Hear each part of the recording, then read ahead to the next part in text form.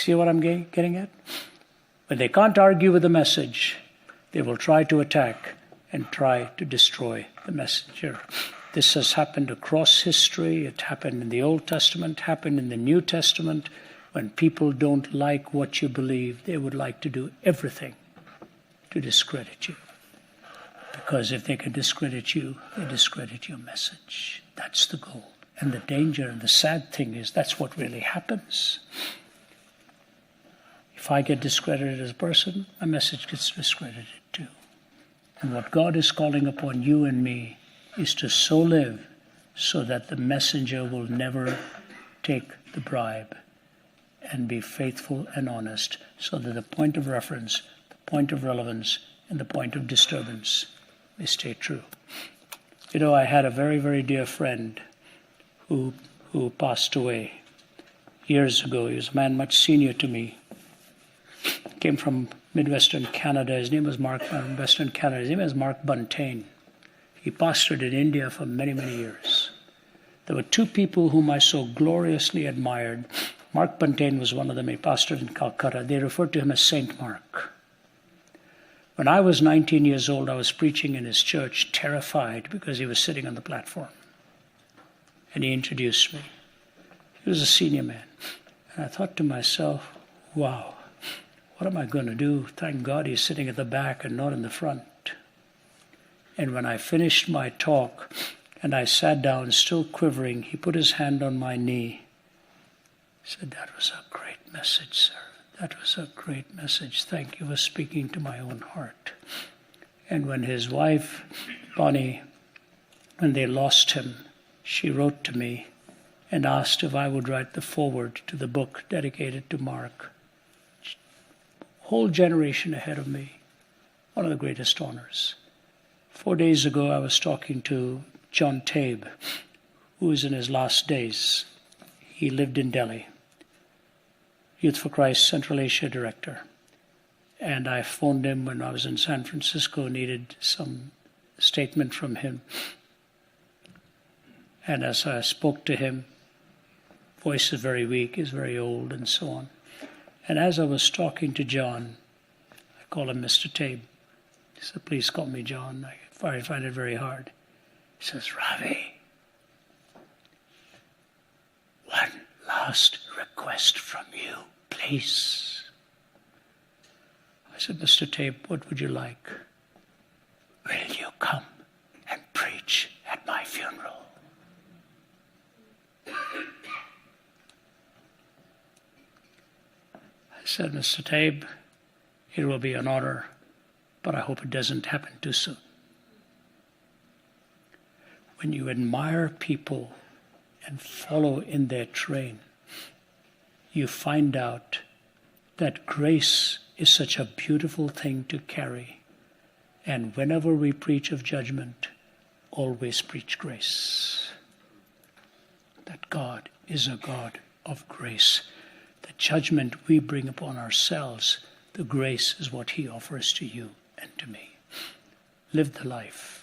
Let that indwelling presence be there. Let he be your guide in what is right and what is wrong. You follow that prescription from his definitions to his indwelling, to his grace that is so gentle and so beautiful. You will find that the Felixes of the world will sit in front there and they will test you to see if you're experiencing that message that you're talking about. May God richly bless you. Thank you so much for giving me your hearing. Amen.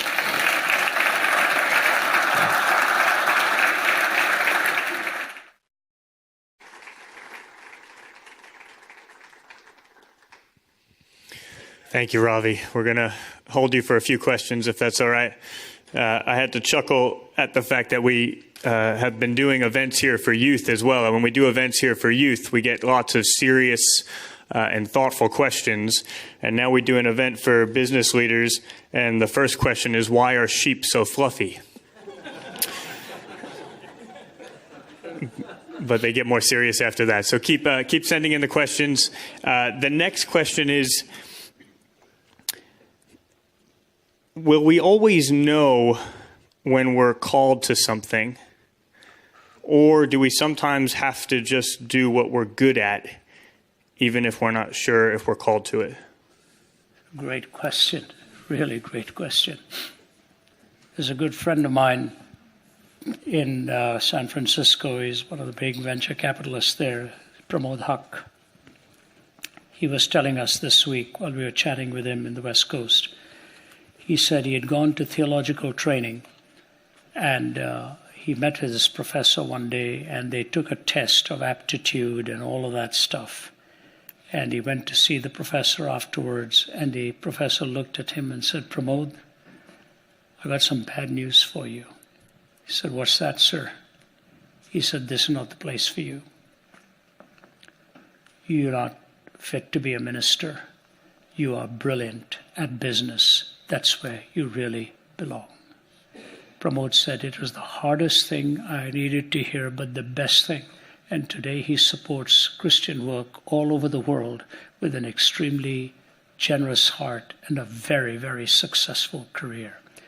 You see, gifting and calling go hand in hand. But it is very important that when you are gifted, it is something God has given to you innately. Just because you go and study does not mean you are necessarily gifted. A person who goes for a training and assumes they are gifted has got it wrong. You go for a training because you already have that gifting, and you're going to sharpen that gift in order to respond to the call. You know, it's fascinating to me. At the most difficult time in Israel's history, when they were captives, God used a civil engineer by the name of Nehemiah. But Nehemiah knew very well that he could build a wall, but he needed Ezra to lead the people in prayer. We have the Ezras and the Nehemiahs. We have those who are gifted in proclamation, and we have those who are marvelous in multiplication of what God has given to them to be able to empower others. And it really has to go hand in hand. Ask God not only for a gifting that you want, but ask Him where that gifting is to be used, in what calling. You see, there's a difference between a calling and a job. A job is something you choose. A calling is something for which you are chosen. I tell my staff here, my door is not locked on the inside, my door is locked on the outside. I can't get out. I'm here. This is my calling. Every now and then I get a call from somewhere, whether it's an institution or this or that, to come and become the president or the chancellor of that university, and I tell them, "You're calling the wrong guy. I have no such inclination, no such propensity. My desire is to be an evangelist, and that's who I am." My wife says to me, "I don't know how you keep doing what you keep doing." I crisscross over the globe, go one day here, another day there, and you come back. This year will be about 220 to 230 days on the road. She said, "I don't know how you even stand after you come back from these trips." Because when she arrives after a trip, 2 days she's a goner. It takes her a while just to start breathing normally. It's been my calling right from the beginning. John Wesley preached sermon after sermon, riding 250,000 miles by horseback. He was one of the earliest versions of the Sermon on the Mount. Mounted his horse and would go and preach. Mounted his horse and would go and preach. Ask God what your calling is, and if you're gifted for that. If you sense the gift is in keeping with the calling, then your final test is 2. Number 1, have others seen that gift in you? If nobody else thinks you're good at it, you better think again. And number 2, has He opened the doors and provided the opportunities for you to walk into that place? Honor your calling. Ask God what it is He has called you to be. And if in that calling you have the gifting, take the 2 more tests. Can others affirm you? Is He opening the door for you? And then go get a training, and you will be using your gift to a better purpose and a greater advantage. You know, when Billy Graham started, I was there when they were talking about it. They were sitting on the platform. I was in the audience in Chicago. They're celebrating 45 years for Youth for Christ. And it was fascinating what happened. Tory Johnson, who's now passed away, one of the founders of Youth for Christ, stood up and said, when Billy Graham was a young man, I was supposed to speak at a high school. Tory Johnson said I couldn't go, so I suggested they ask this young man called Billy Graham. And they said they didn't want him. They'd never heard of him. He said, you will not be sorry. They said, no, we want you, Tory, not Billy Graham. He said, you won't be sorry. He said, oh, we don't want him, we want you. He finally said, I can't come. You either have him or nobody is coming. So they sent Billy Graham. So they accepted Billy Graham. Billy Graham came back and Tory contacted him. He said, how did it go, Billy? He said, not very well. Only one person came to the Lord. Tory said, did you write his name down to pray for him? He said, yes, I did. He said, what's his name? His name is Warren Wiersbe. And Warren Wiersbe was sitting on the platform. The beginning of a great calling and a great ministry. A young evangelist by the name of Billy Graham speaks. A young man by the name of Warren Wiersbe responds. One became a great evangelist, the other a great expositor. Only the Grand Weaver can do such things. Next question there. This question's from Tyler. If you want to live a life that truly counts in the kingdom of God, what should be your main focus on a daily basis? God. It's as simple as that. But I think, and I'm not meaning to be funny, but I think you begin your day with God, you end your day with God in communion with Him. That's the parenthetical brackets of how you live. And the most important thing you ask yourself each day is, have I committed this day to the Lord? You commit the day. You know, He could have easily said, give us this month our monthly bread. But He didn't do it. He said, give us this day our daily bread. You live one day at a time because you're never sure if you're going to wake up the next morning. Begin with God, end with God, and when you do that, you will find He leads you and your greatest focus. So what I would say, giving it practical terms, begin your day with a Bible and a hymn book or a song book. I'm showing my vintage by saying hymn book. So begin your day with a Bible and a song book, because the teaching and the artistic genius of a poet, one opens up the head, the other opens up the heart, and you connect to both of them. Yeah. In leadership, how do we navigate corporate cultural directives or expectations that are at odds with Christian teaching? Wow, yeah, that's very, very tough. I grew up in a land where the Christians are very much a minority, very much a minority. I went to a school in Delhi where lots of yoga instruction in the morning, lots of prayers and lots of various Hindu chants and all of that.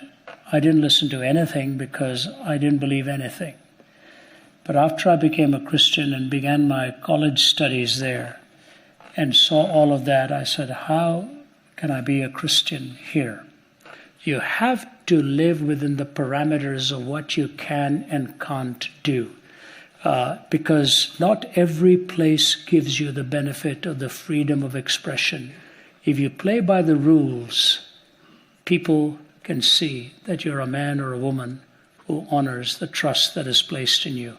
But if you're living that way, you will be asked questions to explain who you are. And that's when the opportunity comes for you to be able to respond to a question. If you live right, you'll be asked the right questions. And I sit in a plane, it happens. People often say to me, what do you do? If I tell them I'm a minister, the conversation's finished. So I always say, I travel around answering questions. And they just think I'm being funny. I said, is that what you do? I said, yeah. I said, answer questions. What kind of questions? Well, what's the meaning of life? And I just leave it at that. And they'll wait and say, what does it mean? We've got a whole conversation going. And I'll tell you what, if you do it right, you will always have an opportunity. Sometimes I have to say to you, I get on the plane and I'm really tired, and I say, Lord, please let this person not ask me any questions. I really want to sleep. I need to get a couple hours of rest or whatever. But you do it right, and you'll be asked questions. And that's when your moment comes to be a witness. Great. Let's finish with this question, Ravi. Why did God create us? Was he just breaking out the Legos to play? When Augustine was asked why God created us, he said because he was preparing a place for people who ask such questions. So, no. The very fact that you ask the question ought to tell you that you believe in intrinsic worth and purpose and meaning. You will not be satisfied by a meaningless existence. Why do you think that way? Are you thinking that way because the Lego pieces have come together? Or are you thinking that way because you believe it's a very rational question? The very question you're asking implicitly assumes that there ought to be an answer to that question. There ought to be a design to my life. There ought to be a purpose. But that is not the ramification of a naturalistic framework. If you're the random product of time plus matter plus chance, you don't ask those questions. You just move on. But when you ask that question, you say to yourself, it's because I believe I must have a purpose. There must be a cause. And so I put it this way. I think what Augustine said is true. You have made us for yourself, and our hearts are restless until they find their rest in thee. Why did God create marriage? For the communion of two people. Why did God allow us to procreate? Because the responsibility and the beauty of raising a child and loving a child so that you find a cause that is greater than you are. Why did God create you? He created you so that you can have fellowship with your Father and find the purpose for which you are made. When you find that purpose and when you find that fellowship, you realize how beautiful it is that He's made you thus. We were in Iraq a few weeks ago, and on the last night, an incredible thing happened. God broke into that meeting. I had a younger man interpreting for me. His name was Milad. Milad was standing on my left. He was interpreting, and I made a comment of what Jesus had done for us on the cross. And when you're interpreting, you're going this way, you have to keep the rhythm. Bang, bang, bang, bang, bang. I'd made my statement, and unlike all the other sentences, he didn't come in. So I turned and repeated, and he put his hand out. He said, please. And his lips started to quiver. His eyes filled with tears. He couldn't even get the thought out into Arabic. He was so deeply moved by it.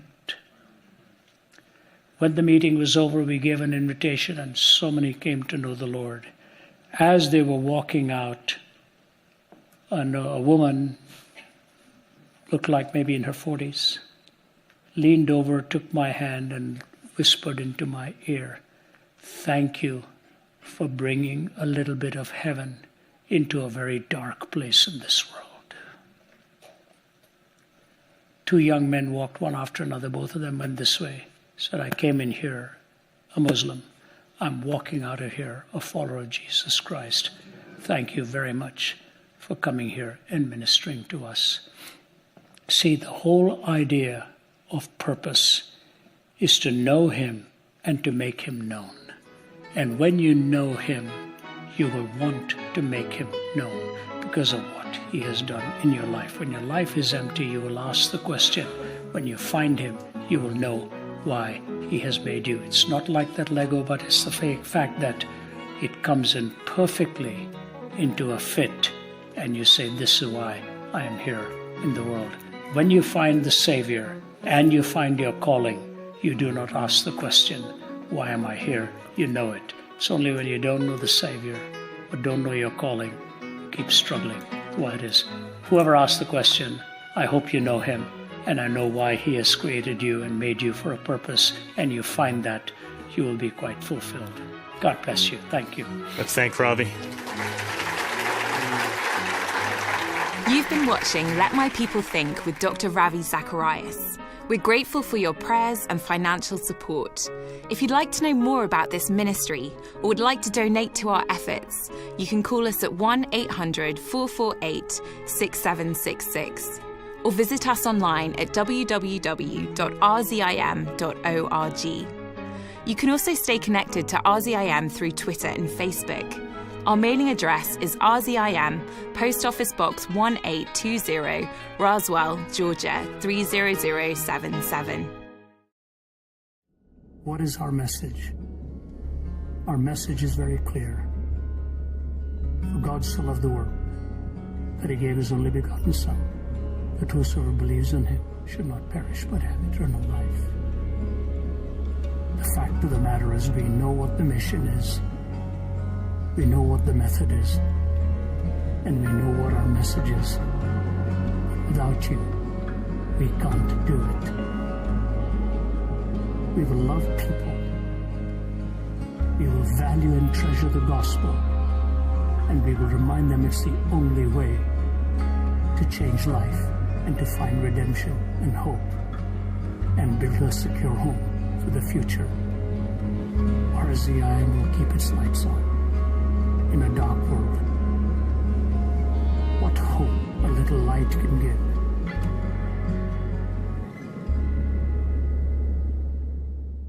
The purpose of RZIM is to engage meaningfully with the questions and heartfelt issues of our culture. We do that in areas of business, academia, politics, the arts, and media.